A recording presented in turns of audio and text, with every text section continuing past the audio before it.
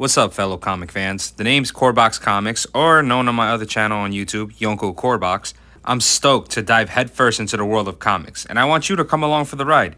As a new comic reader, I haven't had the chance to read as much as I'd like, but that's all about to change as I start making videos for fun.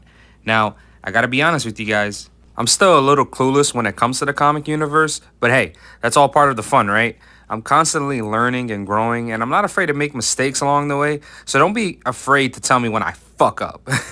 So if you're watching my video, keep that in mind and feel free to drop some knowledge in the comments. I'm talking fun facts, insider info, you name it. As someone who's always been a huge fan of Marvel, I decided to expand my horizons and dive into the world of DC too. I mean, who wouldn't want to explore the likes of Superman, Batman, and The Flash, right?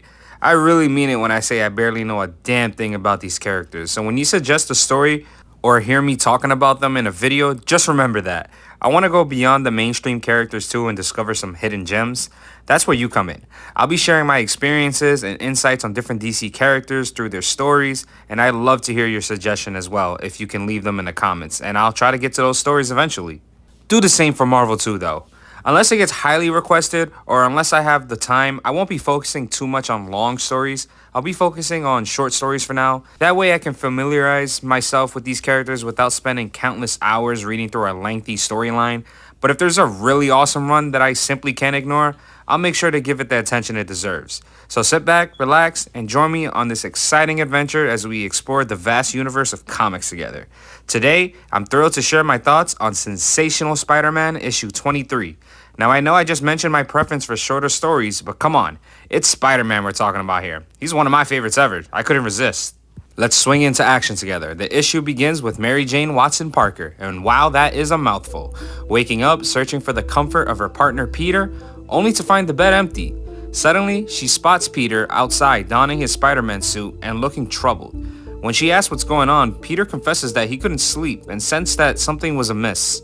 Without wasting any time, he puts on the mask and urges MJ to go back to bed. He has work to do. With a swift leap from their building, Spider-Man takes off into the night, leaving a bewildered Mary Jane behind. This is why you can't give dudes the girls they desire in life, because they take it for granted. Come on, Pete. You got the girl of your dreams waiting for you to come back to bed, and you do some shit like this? On second thought though, he is Spider-Man, and I don't think anything can beat swinging in the city late at night. It's just something you can't pass on. Come early dawn, Mary Jane steps out to find Peter and Aunt May sitting at the table, sipping their morning coffee, but Peter is barely awake. You know that feeling when you spend the entire night playing one last game with your online squad, only to end up with just 2 to 3 hours of sleep before heading to school or work? Well, that's exactly how Peter appears, absolutely dead.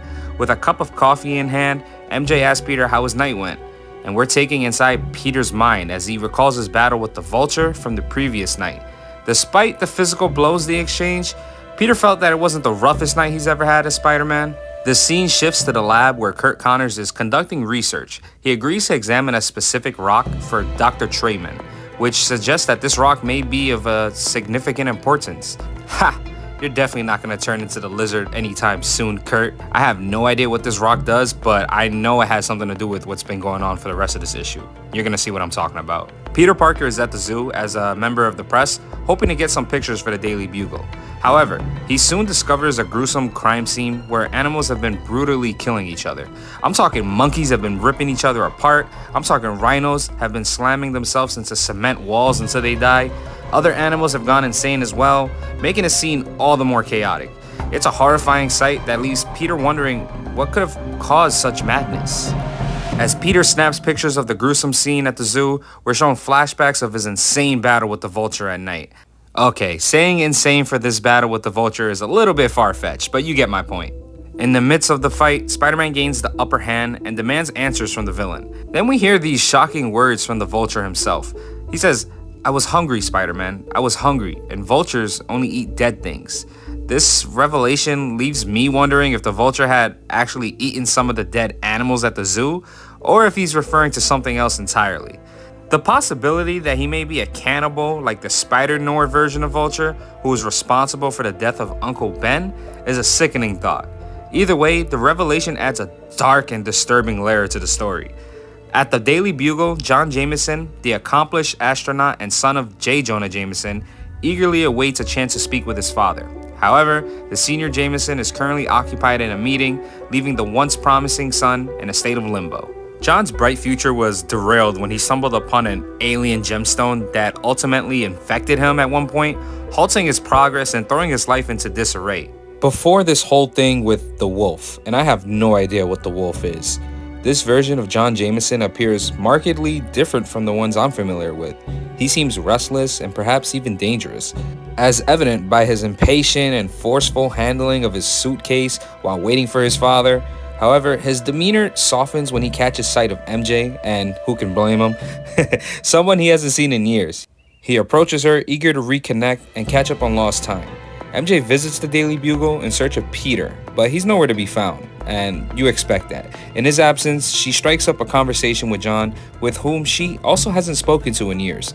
They attempt to catch up with each other, but we all know how it is playing that game with someone who we haven't seen in years.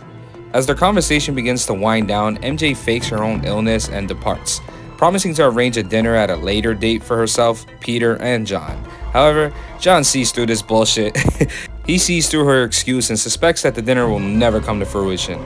As MJ leaves, she unknowingly drops her scarf, which John picks up with a sinister expression on his face. He resolves to ensure that their meeting will happen, regardless of the circumstances. And yeah, that's not creepy at all.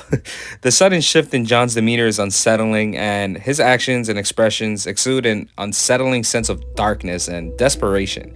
It's a reminder of how life's unexpected twists and turns can impact even the most gifted individuals, leaving them struggling to cope with the weight of unfulfilled expectations. That and a fucking space alien that infects you can definitely do that to you.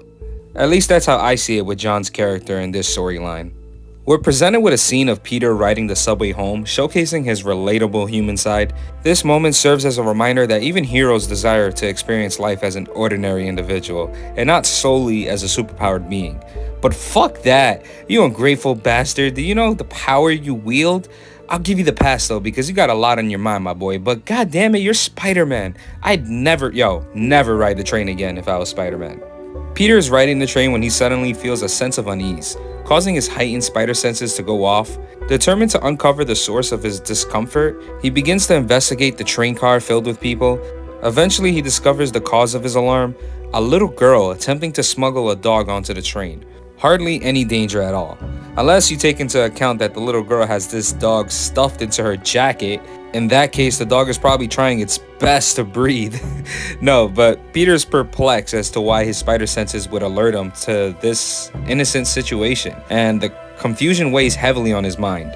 Peter, secret invasion just launched. Maybe it's a Skrull in disguise. You better check that girl one more time. Better yet, check the dog. That's the fucking poser. Also going on that night, Kirk Connors is struggling in pain, desperately resisting his transformation into the lizard. He's actually got the same pose and look I do when I decide to have Taco Bell and immediately regret it 2 hours later. Yet I trap myself all over again a month or two later. Inside MJ and Peter's house, MJ receives a call from Peter. He shares his strange experience with his spider sense with MJ, and she listens to him well and tries to bring up someone she saw at the Daily Bugle too. However, Peter interrupts the conversation as he needs to take another call. Peter, that's cold as fuck to do, man. I don't even gotta describe how she's gonna be feeling at this point, like you're just using her just to vent and then blow her off a second later. But it was an important phone call that he had to take. MJ starts a conversation with Aunt May, asking her if she enjoys living with them. It's revealed that they are currently residing at the Avengers Tower. This raises the question to me of what circumstances led them to move there. If you're still listening, anyone care to fill me in? During their conversation, MJ inquires if Aunt May even considered moving to a more private location where they could live under Peter's name rather than Spider-Man's. It's worth noting that Aunt May is aware of Peter's secret identity in this particular universe or storyline.